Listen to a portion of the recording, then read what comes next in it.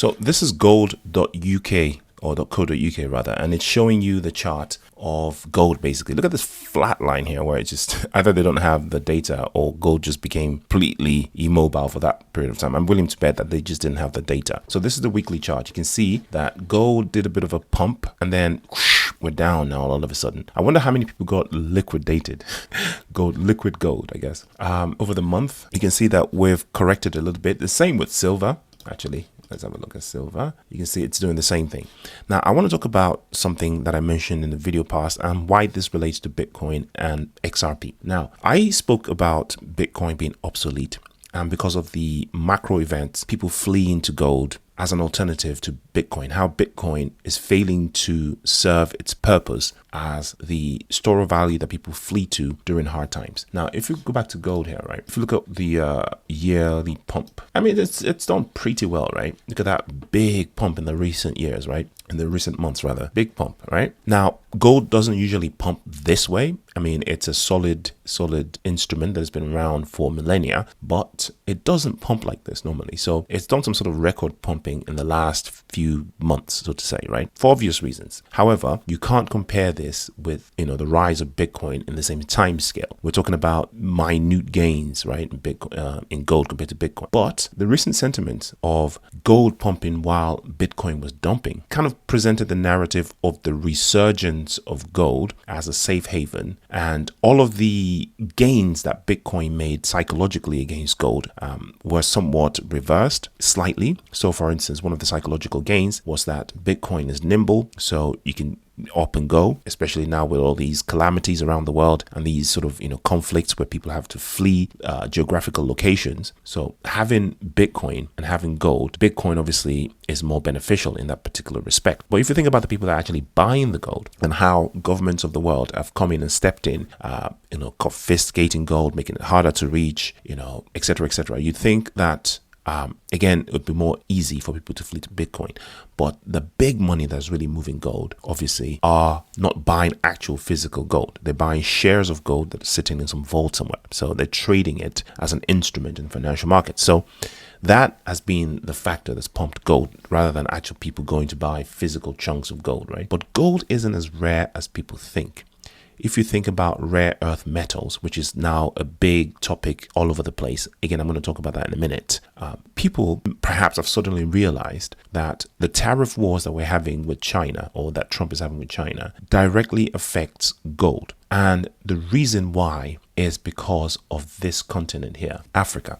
Okay, now Africa probably has the vast majority of the planet's gold. I'm not saying that it has its physical gold in vaults. That probably sits in France or the UK and parts of the United States. But in terms of gold deposits underground, most of it at the moment, the untouched, unmined gold is in Africa. Mind you, most of that gold that is sitting in Europe was also mined in Africa, South America, and perhaps India, I think is the other place where they got the gold from. But if you look at the world, right, and you look at China's influence across the world, China pretty much has wrapped up its influence in Africa compared to, say, the United States. So if a rare earths metal war was to break out between the United States and China, China has control of the vast majority of that stuff, right? By partnership with African countries. The other country that is in partnership with China via BRICS that has control of the rest of the deposits, you got it. It's Russia. Look at the size of this. By the way, this map is wrong. In reality, Africa is the second largest continent, but only just smaller than Eurasia. So Africa is much larger than it shows here.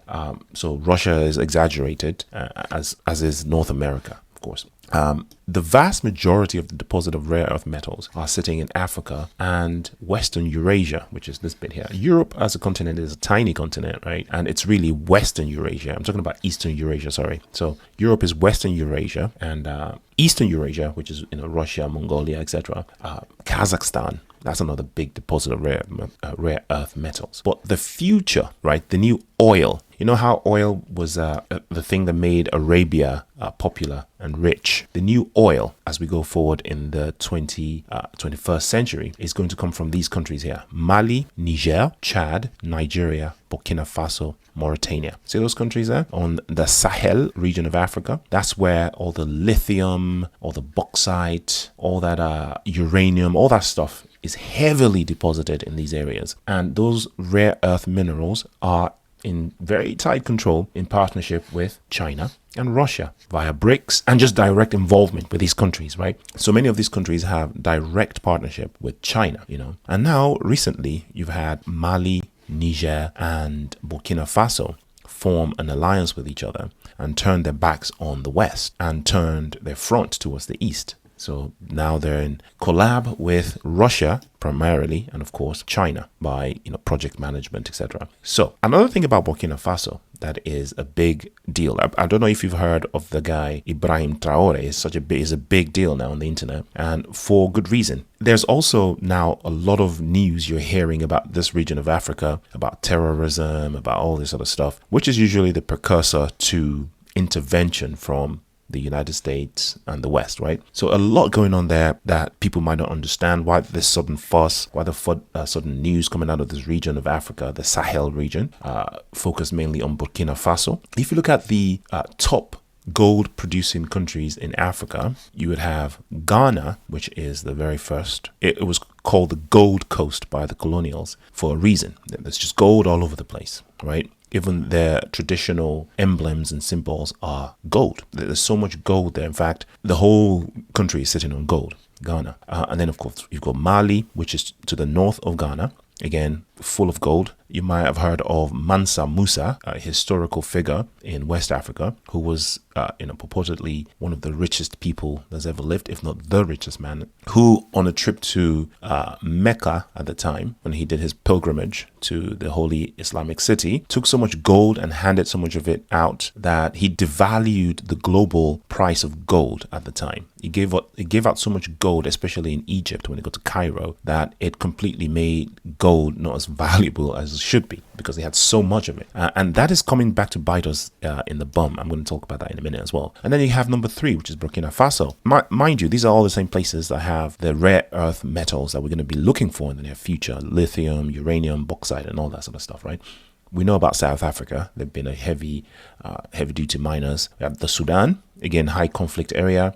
Guinea, we have Tanzania, Zimbabwe, the Ivory Coast of Cote d'Ivoire, and of course the Democratic Republic of Congo. Now, this list is ordered in how much production that they are making, not how much gold they actually have. If you talk about how much gold is still under the ground that hasn't even been tapped, there are many, many other countries in Africa that have so much gold under the ground that are being actively prevented from mining the gold. Otherwise, we shall find the value of gold globally nearly approach zero. Okay, one of them is the DRC. You hear a lot of conflict happening in Congo. This conflict, there's a reason for it. It's to prevent, one of the many reasons is to prevent the mining of some of the insane earth minerals that are in Congo. One of which, of course, is gold. The Congo has more gold just sitting on the ground randomly, casually, than all of the gold that's presently in circulation around the world. So just let that sink in. So if the government of the Democratic Republic of Congo were ever to form and unify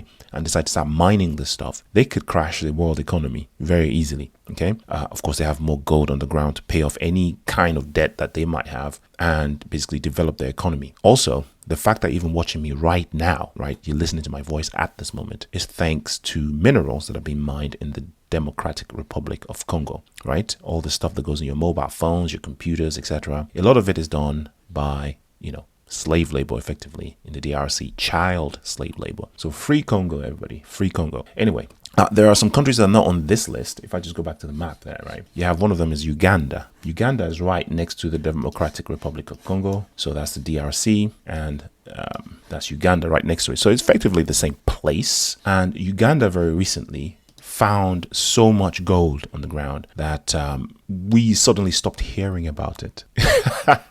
Measures were taken instantly to make sure that, we never heard about that gold ever again. There were videos on social media. I don't know if it was something like 10 years ago, where random people on their farms or whatever just discovered these massive deposit of gold that wasn't even that far down the ground. Yeah, it seems like just chunks of gold all over the place. Again, that news disappeared very, very quickly. We stopped hearing about it. Who knows what happened? And then you have another powerhouse when it comes to minerals on the ground that are untapped, and that is Somalia. Now, Somalia is known for many things, but they are an ancient people of East Africa with very old history. You know, the seafaring people trading with India in ancient times, ancient Egypt, etc. And they're known for, you know, frankincense production, probably the greatest history of frankincense production in the world, coffee, things like that, but gold as well. There's a lot of gold under the ground in Somalia. But of course, Somalia is steeped in so much conflict that, you know, they can't settle down long enough to start mining some of this stuff. Somalia is another country that can pretty much devalue the world currency if they wanted to.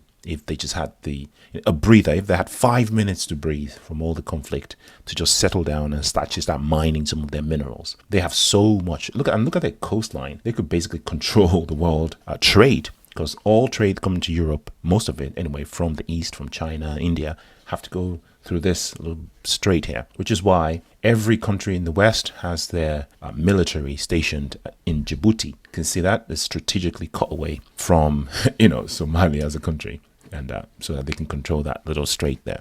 Okay, very important, very crucial part of the world when it comes to global trade. Anyway, this video is stretching on a little bit, but it just gives you a perspective of why gold itself isn't as rare as people might want you to believe, and the reason why, you know, we're having gold pump is artificial scarcity. Because if these countries were unleashed and they start to produce their own gold or mine the gold by themselves and just put it out in the market, gold would go to zero, man. So perhaps Bitcoin still has its merit, and definitely XRP. Not financial advice. Hope you enjoy that. Slightly different from what I'd normally make. Do your own research. Well, now that I said too much, don't be surprised if the CIA or some kind of organization knocks on my door or calls me on the phone for a word or two. So hopefully see you in the next video, guys. Peace.